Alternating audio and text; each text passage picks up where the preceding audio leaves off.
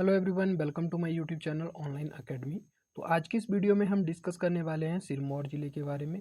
सिरमौर ज़िले से जितनी भी महत्वपूर्ण जानकारी मैं आपको इस वीडियो के माध्यम से जो प्रदान करूंगा वो सिर्फ याद रखिएगा वनडे एग्ज़ाम वालों के लिए रहेगी।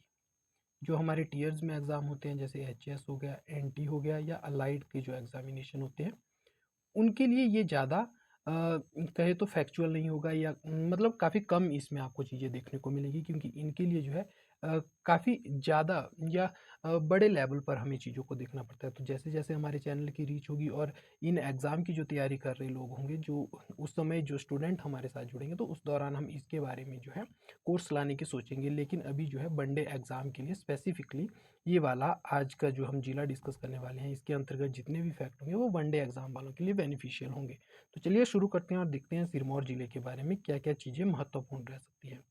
तो सबसे पहले बात करते हैं भौगोलिक अवस्थिति के बारे में। देखिए, जब हम बात करते हैं हिमाचल प्रदेश की, तो हिमाचल प्रदेश के पहले हम कुछ चीज़ें देख लेते हैं। हिमाचल प्रदेश के प्रमुख जिलों के बारे में देखते हैं। तो यहाँ पे आपको देखने को मिलेगा ये वाला जो उत्तरी जिला है वो चंबा, उसके बाद यहाँ पे कांगड़ा, यहाँ ऊना, यहाँ हमीरपुर, बिलासपुर, सोलन, शिमला, किन्नौर, मंडी, कुल्लू और लाहौल स्पीति आपको देखने को मिलेंगे। और आज जो हम जिला डिस्कस करने वाले हैं वो सिरमौर जिला रहेगा। तो इस प्रकार से जो है हिमाचल प्रदेश के 12 जिलों के बारे में हम आपके साथ डिस्कस कर चुके हैं। तो चलिए सबसे पहले देखते हैं यहाँ पे सिरमौर से क्या जो इम्पोर्टेंट फैक्ट बन सकते हैं वो किस प्रकार से। तो देखिए, अगर हिमाचल प्रदेश के मध्य से एक लाइन खींची जाए और इस प्रकार का कोई डिवीज़न किया जाए तो आपको देखने को मिलेगा कि सिरमौर जो है हिमाचल प्रदेश का सबसे दक्षिणतम जिला है। तो पहला फैक्ट तो यही आपको देखने को मिलेगा कि हिमाचल प्रदेश का दक्षिणतम जिला कौन सा है। दक्षिणतम जिला वो है सिरमौर। पहला फैक्ट आपको यहाँ पे देखने को मिलेगा। दूसरा याद रखिएगा कि यहाँ पे जो है दो नदियाँ बहती हैं। एक जो खोदरी माजरी से एंटर करके आपको देखने को मिलेगा कि ताजेवाला कौन से बाहर निकलती है, उसे कहते हैं यमुना नदी। और यहाँ पे दूसरी जो नदी देखने को मिलेगी वो रहेगी टॉन्स रिवर। तो ये जो है उत्तर प्रदेश से सीमा बनाती है। तो यहाँ पे आपको देखने को मिलेगा कि सीमा जो है उत्तर प्रदेश से उत्तर प्रदेश नहीं, उत्तराखंड से जो सीमा बनाती है वो कौन सी दो नदियाँ रही, एक जिसे टॉन्स कहते हैं और दूसरी यमुना नदी। यहाँ पे थोड़ा सा हम जो है और चीज़ें देखते हैं इसके बारे में कि क्या इंपॉर्टेंट चीज़ें हो सकती है। तो आपको यहाँ पे देखने को मिलेगा, एक सेकेंड,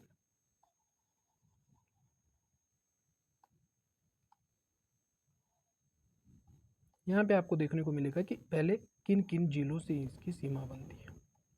जिलों से सीमा देखते हैं। तो जिलों से देखिए, पहले सोलन एक और दूसरा सिरमौर, सिरमौर नहीं शिमला। तो दो जिलों से जो है ये सीमा बनाता है। कौन कौन से हैं? एक सोलन और दूसरा शिमला। तीसरी अगर देखा जाए इसके बारे में तो राज्यों से कैसे सीमा साझा करते हैं, तो राज्यों के बारे में बात की जाए तो यहाँ पे उत्तर प्रदेश इस वाले में, और यहाँ आपको देखने को मिलेगा कि इस तरफ को उत्तराखंड और इस तरफ को आपको देखने को मिलेगा हरियाणा। तो तीन जो राज्य से ये सीमा बनाता है। किन किन राज्यों से? तो आपको यूपी, हरियाणा और देखने को मिलेगा उत्तराखंड। तो ये तीन आप राज्य याद रखेंगे। उसके बाद अगर बात की जाए यहाँ से कौन सी महत्वपूर्ण नदियाँ निकलती हैं उनके बारे में थोड़ा सा देखेंगे, और किस प्रकार से यहाँ की पर्वत श्रृंखला है उनके बारे में चीज़ें देखेंगे। तो नदियाँ जैसे कि मैंने बात की, यमुना, दूसरा टॉन्स, यहाँ पे आपको देखने को मिलेगी मारकंडा रिवर, और इस तरफ को आपको यहाँ से गिरी नदी आती हुई दिखाई देगी।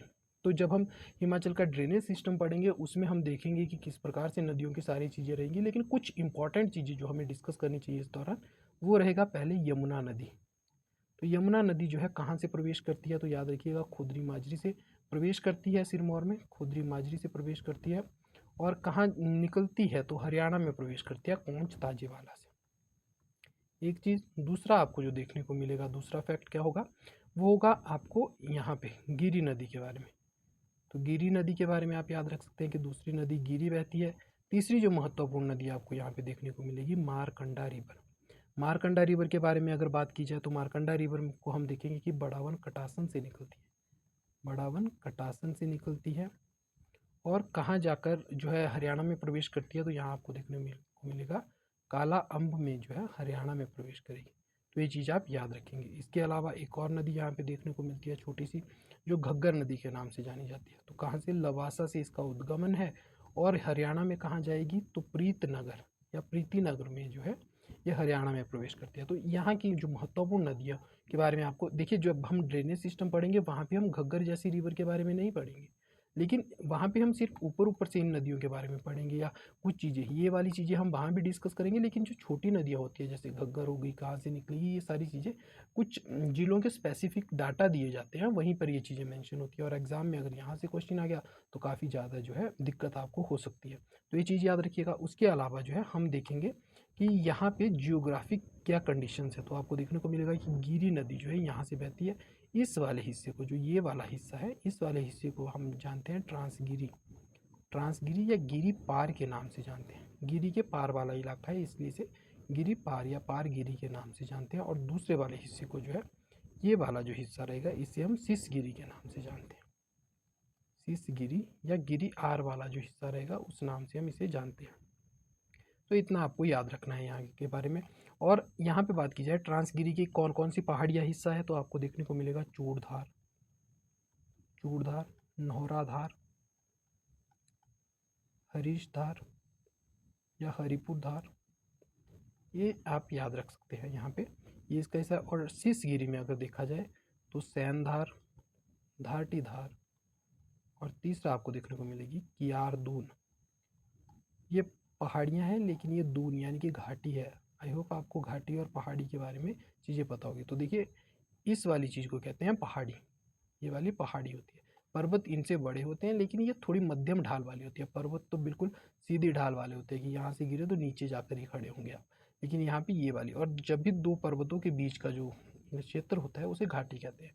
तो ये चीज़ आप ध्यान रखिएगा। तो कियारदून घाटी है या दून है एक प्रकार से, तो ये चीज़ें आप ध्यान रख सकते हैं। और जितना भी हम देखेंगे, जब हम भौगोलिक डिवीज़न देखते हैं हिमाचल प्रदेश का, तो हम बड़े स्तर पर देखना शुरू कर देते हैं। शिवालिक, महान हिमालय, लेसर हिमालय के बाद चिताना शुरू हो जाती है।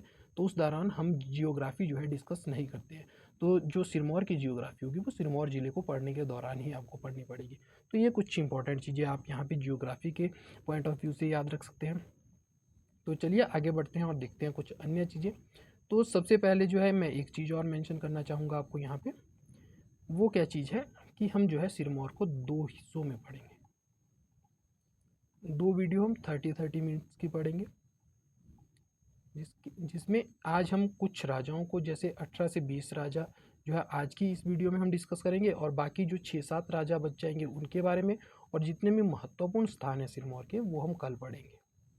तो आज जो है 30 मिनट्स की वीडियो 2 पार्ट्स में आपको सिरमौर आने वाला है। तो चलिए देखते हैं आगे। और नामकरण के बारे में सबसे पहले, स्थापना से पहले जो है नामकरण के बारे में थोड़ा सा देख लेते हैं कि किस प्रकार से जो है सिरमौर का नामकरण। तो सबसे पहले देखते हैं नामकरण। नामकरण से संबंधित कुछ चीज़ें आपको देखने को मिलेगी।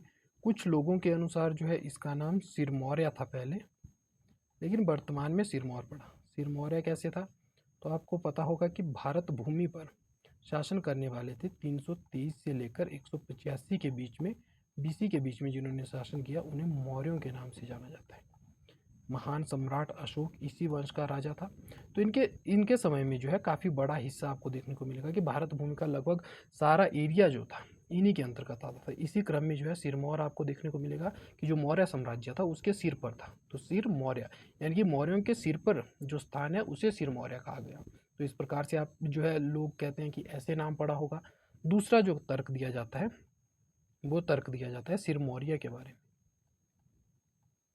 सिर मौर्य यहाँ के स्थानीय देवता सिरमौर्या है, तो बोला जाता है कि उसके नाम पे हो सकता है नाम पड़ा हो। तीसरा जो सबसे महत्वपूर्ण तर्क आता है,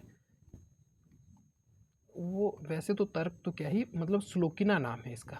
सुलोकिना भी अन्य नाम आता है। और सुलोकिना नाम कौन कहता है कि इसका नाम सुलोकिना था, तो रंजौर सिंह, जो अमर सिंह थापा का पुत्र था रंजौर सिंह, उसने अपनी किताब तारीख़ रियासत में इस जगह या इस रियासत को नाम दिया है सुलोकिना। तो या तो आपको सिरमौर्य वाली बातचीत आ सकती है, या आपको सुलोकिना से क्वेश्चन आ सकता है। इसके अलावा एक और है अगर आपको याद रखना हो, तो सिरमौर कहते हैं कि सिरमौर जो है रसालू नाम का जो शासक हुआ यहाँ का, उसके पिता का नाम था, या उसके पूर्वज का, पूर्वज कहे तो ज़्यादा बेहतर रहेगा, उसके पूर्वज का जो है किसी का नाम था सिरमौर, तो उसके नाम पर जो है यहाँ पे सिरमौर नाम यहाँ का देखने को मिलेगा। तो ये कुछ तर्क दिए जाते हैं कि कैसे सिरमौर का नाम पड़ा। खैर आगे चलते हैं और देखते हैं स्थापना के बारे में, किसकी स्थापना कब हुई। तो स्थापना के बारे में बात किया जाए तो फिर से यहाँ पे तर्क होंगे, क्योंकि देखिए इतिहास उस दौरान हमें आपको देखने को मिलेगा कि कई बार ऐसा होता है कि हिस्ट्री में हमें ढंग से राजपूतों का इतिहास देखने को नहीं मिलता, जिन्होंने इतने बड़े हिस्से पर शासन किया। आपको देखने को मिलेगा कि मौर्यों के बारे में इतनी सारी चीज़ें आपको पता नहीं होंगी, या उसके बाद गुप्तों के बारे में भी आपको इतनी चीज़ें पता नहीं होंगी, क्योंकि किसी प्रकार की वीडियोग्राफी तो हमारे पास उस समय अवेलेबल नहीं थी। तो जितनी भी हमें बातें मिलती है, हम उनको सभी चीज़ों को जो है किताबों में मेंशन करते हैं, ताकि आपको उस एरिया के बारे में चीज़ें पता रहे।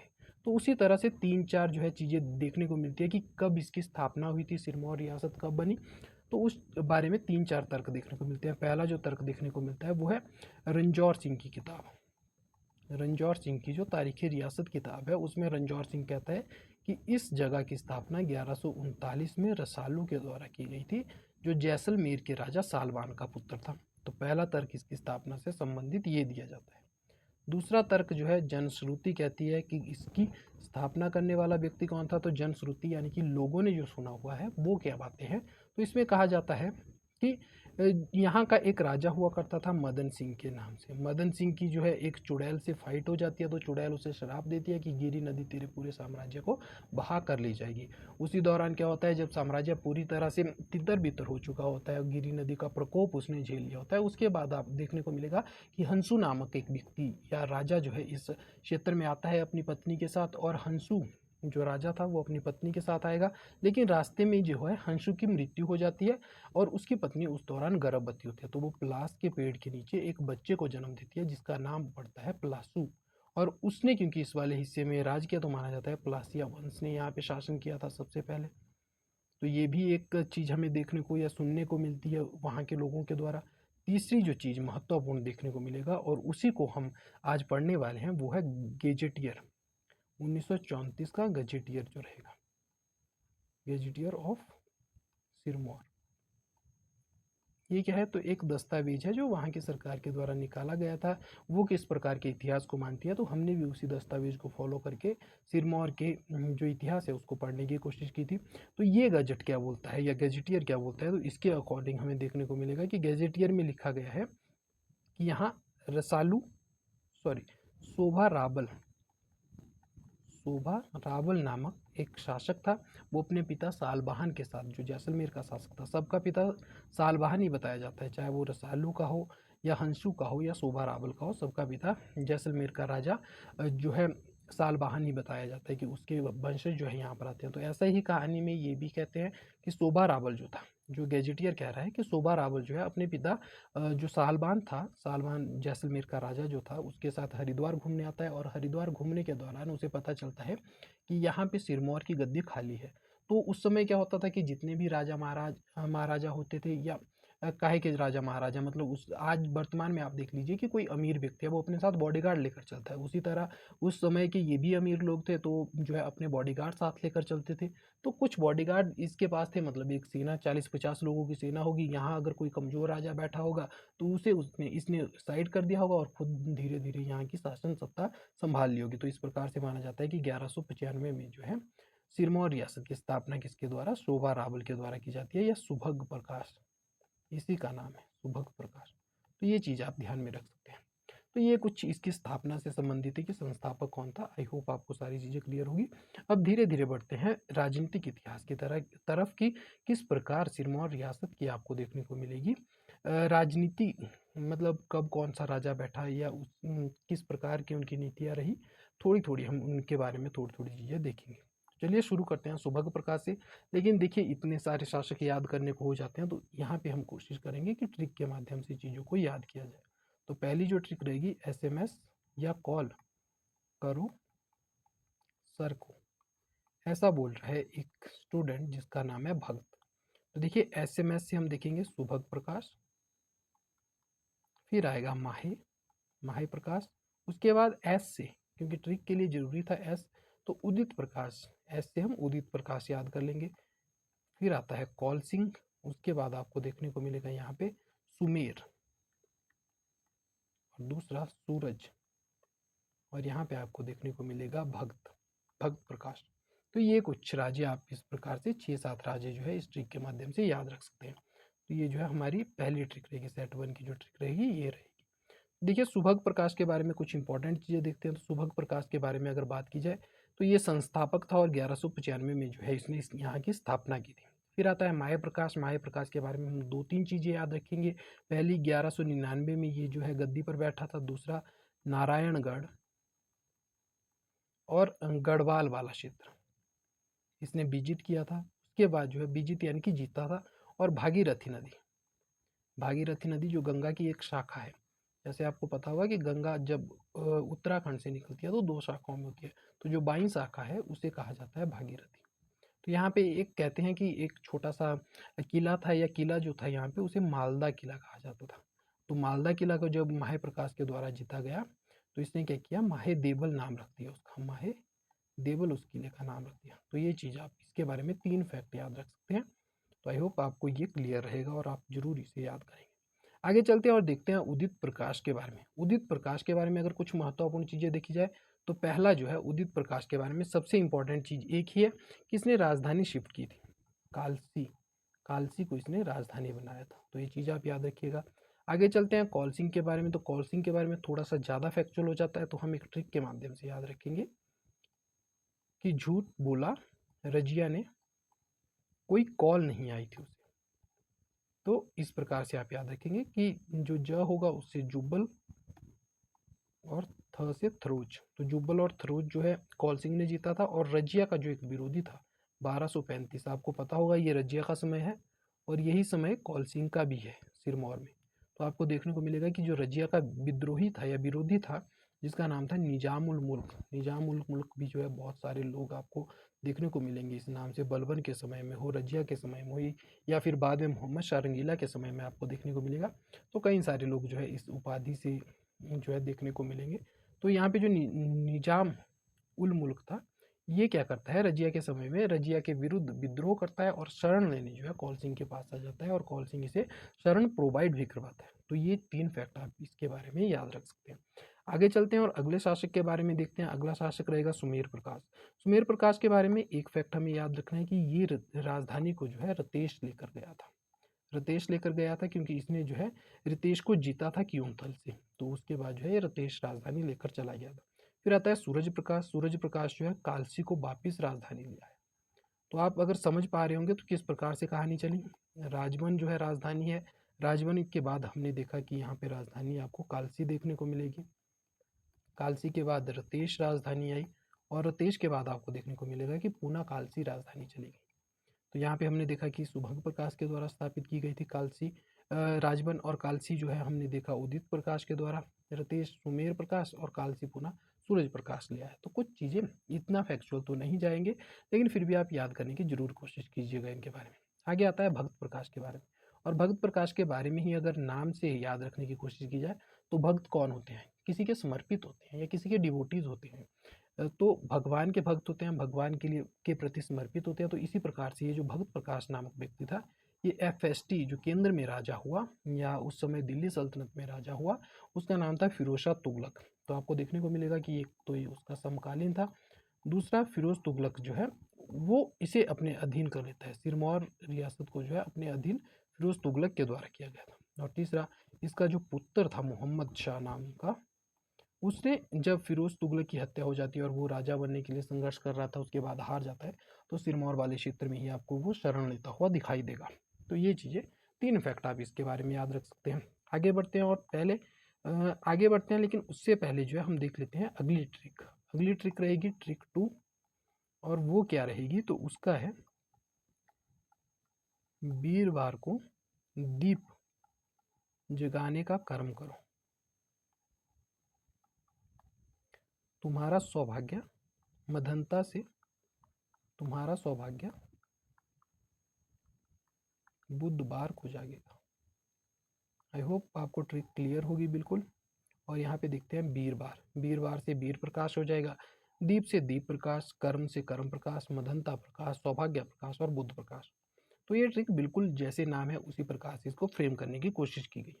तो चलिए देखते हैं एक एक करके अन्य शासकों के बारे में। तो सबसे पहले आएंगे वीर प्रकाश के ऊपर। वीर प्रकाश के बारे में अगर देखा जाए तो इसके काफ़ी फैक्चुअल है। तो यहाँ पे मैंने ट्रिक बनाई थी हार्ट भर गया रवीना का, किससे, तैमूर से। तो चलिए ट्रिक में फ्रेम करने की कोशिश करते हैं क्या क्या फैक्ट है। तो हाट कोटी को राजधानी बनाया था वीर प्रकाश ने। भगवती मंदिर, पब्बर नदी के किनारे जो भगवत मंदिर बनाया गया था, भगवती मंदिर जो बनाया गया था, वो भी वीर प्रकाश के द्वारा बनाया गया था। राविनगढ़ किला, राविनगढ़ किला, इसका निर्माण भी वीर प्रकाश ने किया था। और आपको देखने को मिलेगा तैमूर लंग। तैमूर लंग का आक्रमण आप सभी ने पढ़ा होगा 1398 के दौरान। मैंने मध्यकालीन भारत को डिस्कस करने के दौरान काफ़ी विस्तार पूर्वक जो है ये चीज़ें बताई थी कि किस प्रकार तैमूर का आक्रमण होता है और किस दौरान होता है। तो तैमूर जब आक्रमण करता है तो जैसा कि मैंने आपको बताया कि यहाँ पे एक सेकेंड, यहाँ पे आपको देखने को मिलेगा इस प्रकार से। तो ये वाला जो है शिवालिक का हिस्सा है और यहाँ पे शासन कौन कर रहा है, कियारदून में शासन कर रहा था। सिरमौर वाले हिस्से में तो शासन कर रहा था वीर प्रकाश, लेकिन यहाँ पे छोटा सा जो जागीरदार था वो था रतन सिंह। तो जब तैमूर लंग ने यहाँ कियारदून पर आक्रमण कर उसे हड़पने की या कहे लूटने की कोशिश की तो रतन सिंह ने उसका विरोध किया था। तो ये चीज़ आप याद रखेंगे। और थोड़ा सा मैं यहाँ पे एक और कॉन्सेप्ट यहाँ पे क्लियर करना चाहूँगा कि देखिए आपको जितने भी इतिहास के जो विदेशी आक्रांता हुए उनका आपको जो आक्रमण देखने को मिलेगा वो इसी शिवालिक वाली बेल्ट में। शिवालिक वाली बेल्ट कौन सा, ये वाला क्षेत्र जो 350 से लेकर लगभग 1500 मीटर तक ऊंचा माना जाता है, तो इस वाले क्षेत्र तक देखने को मिलेगा। उसके बाद आपको यहाँ पे लेसर हिमालय या मध्य हिमालय जिसे कहते हैं, फिर महान हिमालय, ये 6000 तक ऊंचा हो जाता है। और उसके बाद यहाँ पे जास्कर देखने को मिलती है। तो यहाँ पे क्या है, इस तरफ वाले जो हिस्से में आपको देखने को मिलेगा, यहाँ वाले जो आक्रांत आएंगे पश्चिम से हो या नीचे वाली साइड से जो उत्तर से दक्षिण से जो ऊपर चढ़ेंगे, वो आपको देखने को मिलेगा कि इसी वाले इलाके को कंट्रोल करने की कोशिश करेंगे। तो क्यों ऐसा होगा, क्योंकि आपको देखने को मिलेगा कि 350 से लेकर 1500 तक की हाइट है। तो उस दौरान क्या होता था कि घोड़े होते थे और दूसरा पैदल सैनिक होते थे। तो 4500 मीटर की बड़ी बड़ी ऊंचाइयां चढ़ना उस दौरान सेना के साथ असले बारूद के साथ उतना पॉसिबल नहीं होता था, उतना आसान नहीं होता था। तो ये लोग कोशिश करते थे कि शिवालिक बेल्ट तक जो है अपने आप को सीमित रखें। और दूसरा जो है इस तरफ आपको जो आक्रमण देखने को मिलेंगे, तभी तो जो मुस्लिम धर्म है वो इस तरफ वाले बेल्ट में आपको देखने को मिलेगा। लेकिन दूसरा जो आपको बौद्ध धर्म देखने को मिलेगा वो इस वाली बेल्ट में देखने को मिलेगा। लाहौल स्पीति हो गया, किन्नौर हो गया, यहाँ वाले हिस्से में आपको बौद्ध धर्म देखने को मिलेगा। तो ये सारी चीज़ें आपको ध्यान रखनी है कि क्यों जो है इससे आगे विदेशी आक्रांता जो है प्रवेश नहीं कर पाता। और यही कारण है कि भारत का जो भूगोल, हिमाचल का जो भूगोल है, हिमाचल का भूगोल ही कारण है कि आज तक हिमाचल की संस्कृति बची हुई है। जो पुराने समय से परंपरागत जो संस्कृति थी वो आज भी देखने को मिलती है, क्योंकि विदेशी आक्रमणों का इतना ज़्यादा प्रभाव हमारे उच्चावच जो थे, उच्चावच यानी कि जो पहाड़ हो या दर्रे हो या मतलब ऊंची ऊंचाइयाँ हो या कठिन ऊंचाई हो, उसकी वजह से ही हमारे जो परंपरागत संस्कृति है वो आज के समय में देखने को मिलती है। तो ये चीज़ आप थोड़ा सा कॉन्सेप्ट यहाँ से क्लियर कर सकते हैं अपने हिमाचल की संस्कृति के बारे में। तो चलिए आगे देखते हैं दीप प्रकाश के बारे में। दीप प्रकाश के बारे में कुछ इंपॉर्टेंट चीज़ें देखते हैं। तो दीप प्रकाश के बारे में एक कॉन्सेप्ट है कि एक फैक्ट है कि 1573 में इसने आपको देखने को मिलेगा त्रिलोकपुरी में या त्रिलोकपुर में इन्होंने बाला सुंदरी मंदिर बनवाया था। ये चीज़ आपको ध्यान रखनी है। उसके अलावा करम प्रकाश के बारे में देखते हैं। तो नाहन दुर्ग और नाहन को राजधानी किसने बनाया था, तो याद रखेंगे कि ये जो है नाहन को राजधानी और नाहन दुर्ग की स्थापना करने वाला करम प्रकाश नामक व्यक्ति था या राजा था। उसके बाद आते हैं मधंता प्रकाश। मधंता प्रकाश देखिए इसके बारे में, अब जो है मुगलों के साथ वाले जो राज्य हमें देखने को मिलेंगे अब वो वाले आ जाएंगे जो मुगल शासकों के समकालीन होंगे। तो यहाँ पे सबसे पहले मधंता प्रकाश जो है शाहजहाँ का समकालीन था, पहला फैक्ट। और दूसरा, इसने जो है मुगलों की सहायता की थी गढ़वाल विजय, गढ़पाल पर जो अभियान हुआ था उसमें इसने मुगलों की सहायता की थी और एक बार नहीं दो दो बार की थी। ये इतना फैक्ट आप इसके बारे में याद रख सकते हैं। आगे बढ़ते हैं सौभाग्य प्रकाश के बारे में। और सौभाग्य प्रकाश के नाम में ही जो है ट्रिक छुपी हुई है। इसका सौभाग्य था कि दो दो मुगल शासकों का समकालीन हुआ, एक शाहजहां का और दूसरा एजेड यानी कि औरंगजेब का। तो याद रखिएगा इसका जो समय पीरियड हमें देखने को मिलेगा वो लगभग 1654 से लेकर 1664 के आसपास देखने को मिलता है। तो इस दौरान क्या था, यहाँ आपको देखने को मिलेगा 1657 तक शाहजहाँ दिल्ली में और 1658 से लेकर 1707 तक आपको देखने को कौन मिलेगा, औरंगजेब मिलेगा। तो दोनों के समकालीन था। तो इसलिए ये सौभाग्य था इसका कि ये दोनों शासकों के समकालीन हो सका। तो चलिए आगे देखते हैं, आगे कौन सा राजा है, बुद्ध प्रकाश। बुद्ध प्रकाश के बारे में देखते हैं। तो बुद्ध प्रकाश जो है इनके बारे में इम्पोर्टेंट है कि ये जहाँ आरा के साथ पत्र व्यवहार किया जा करते थे। औरंगजेब की जो सिस्टर थी जहाँ आरा, उनके संदेश भेजा करते थे, उनके साथ इनके मतलब संबंध अच्छे थे, तो एक दूसरे का हाल चाल पूछने के लिए पत्र व्यवहार किया जाता था। और ये कस्तूरी भी भेजते थे उनको, तो ये भी आप याद रख सकते हैं। इसके अलावा याद रखिएगा कि देश की धार नामक जो जगह है वहाँ पर इन्हें क्योंथल की सेना के द्वारा हराया गया था। क्योंथल की सेना के द्वारा हराया गया था। तो ये चीज़ें आप इनके बारे में याद रख सकते हैं। आगे देखते हैं, अगला शासक आएगा मेदिनी प्रकाश। लेकिन उससे पहले जो है हम ट्रिक देख लेते हैं कि अगली जो ट्रिक रहेगी वो किस प्रकार से रहेगी। तो याद रखिएगा कि मेदिनी ने हरि को धूप किया, धूप कर कीर्तन किए और जगत में धर्म स्थापित किया।